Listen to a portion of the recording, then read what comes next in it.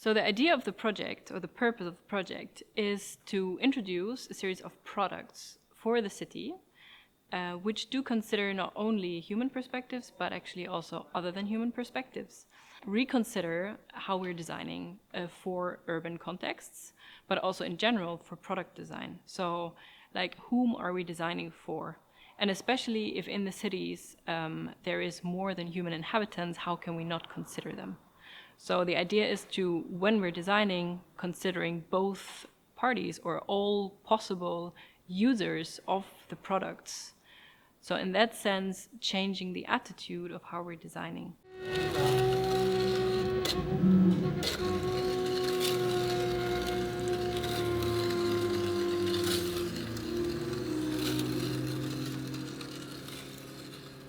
Il problema della biodiversità a Milano non è concentrato solo sulla nostra città, ma anche su tutta la parte periurbana. Infatti parliamo molto di città metropolitana e questo è una cosa comune anche alle altre città metropolitane del nostro paese.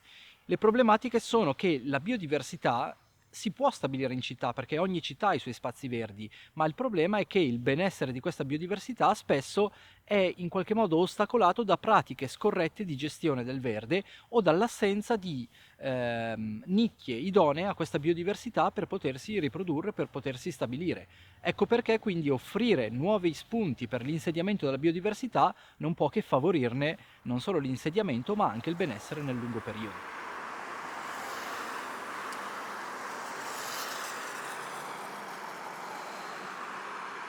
Quindi la città non è definibile come un deserto ecologico, ma può essere definita a volte come una trappola ecologica, nel senso che molti organismi trovano un ambiente in cui riescono a sopravvivere e in cui vivono bene, ma nel lungo termine le popolazioni tendono ad avere degli effetti negativi e quindi questo porta al progressivo declino delle specie che abitano in città.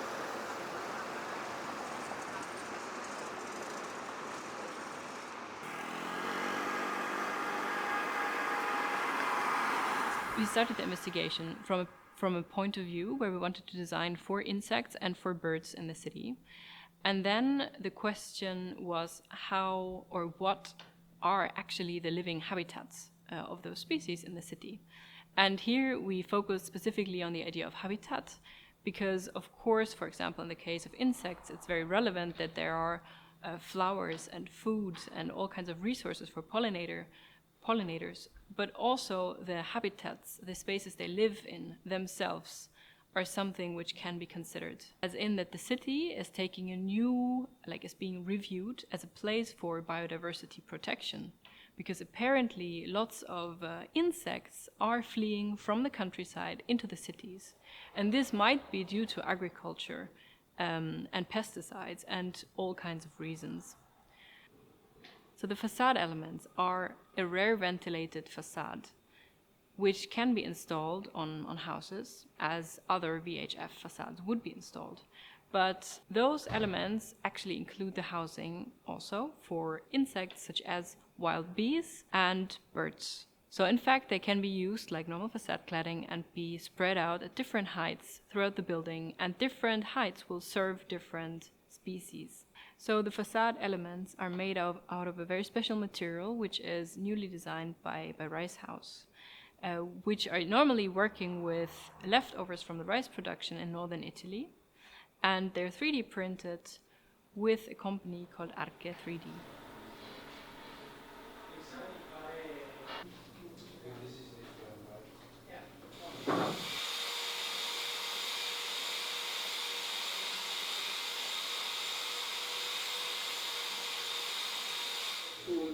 So we just say geopolymer, and here we say we have different colors because of different clay types.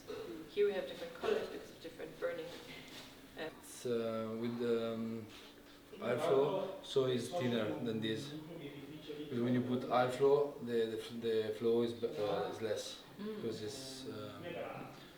And especially when they don't hit each other, they always stick out. They always have kind of the glassy surface. I think in general, design should be considered in its larger network. Like, you need to understand where an object comes from, whom it is made by, the pathways and journeys, like all the gray or all the gray energy that goes into the making of those objects. And designers have a lot of responsibility because in a way they're holding the decision for those pathways. So with every material that you choose, you're creating a chain of actions. And having an understanding that on one hand, the whole chain of production within an object is super relevant, but on the other hand, that you're also shaping behaviors with design.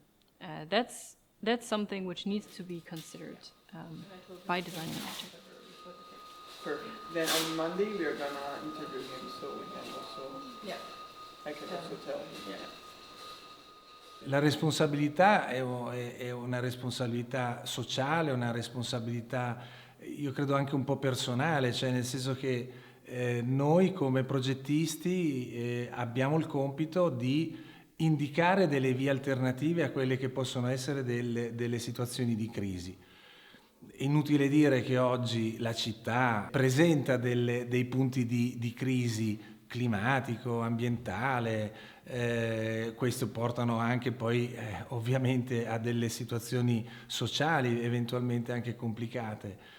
Credo che la responsabilità sia sempre essere molto lucidi nel riuscire ad individuare delle strade alternative che possano dialogare nel modo corretto con l'ambiente, evocare delle intuizioni che possano far pensare a un'evoluzione della specie, di qualsiasi specie. E credo che questo progetto voglia proprio andare un po' in quella direzione, è un po' un messaggio di speranza e di attenzione nei confronti del mondo, di tutti i mondi, che deve dare proprio la possibilità di tracciare delle strade sicure.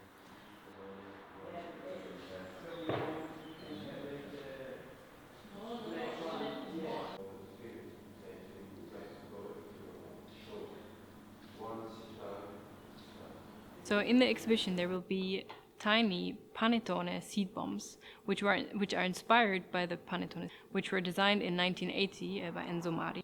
Whereas normally the objects are made out of concrete, this time they're made out of rammed earth, like a natural material, and at the same time they contain native seeds that are typical for the Lombardy region. We collaborated with Primat, which are collecting local clay types in the Lombardy region.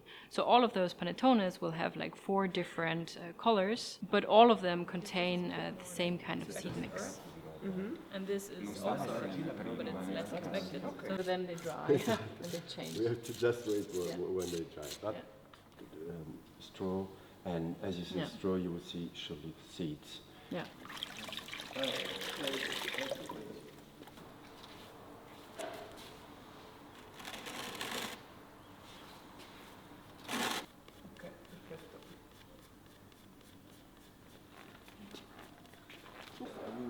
Yeah, so if you think that it's like way more, like that makes way more sense.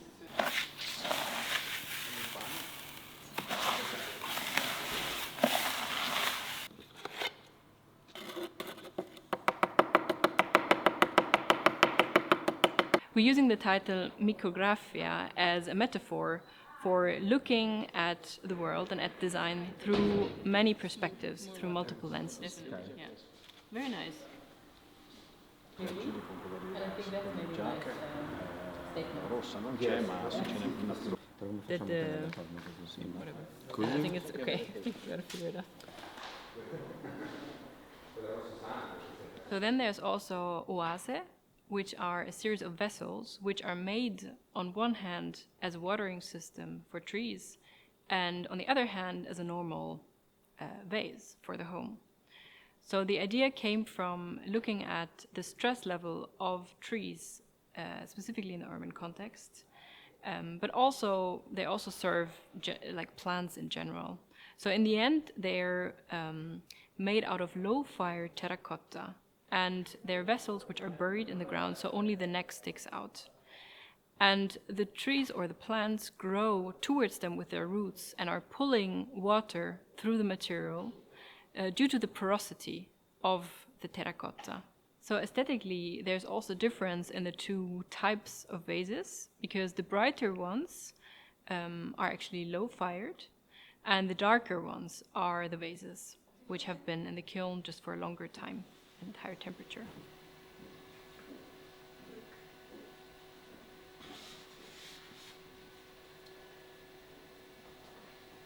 The exhibition looks also at the term inclusive design, and whereas commonly inclusive design is defined as kind of design which enables people of all abilities and of all backgrounds, here our thought is that why does it not actually consider also species of all kind?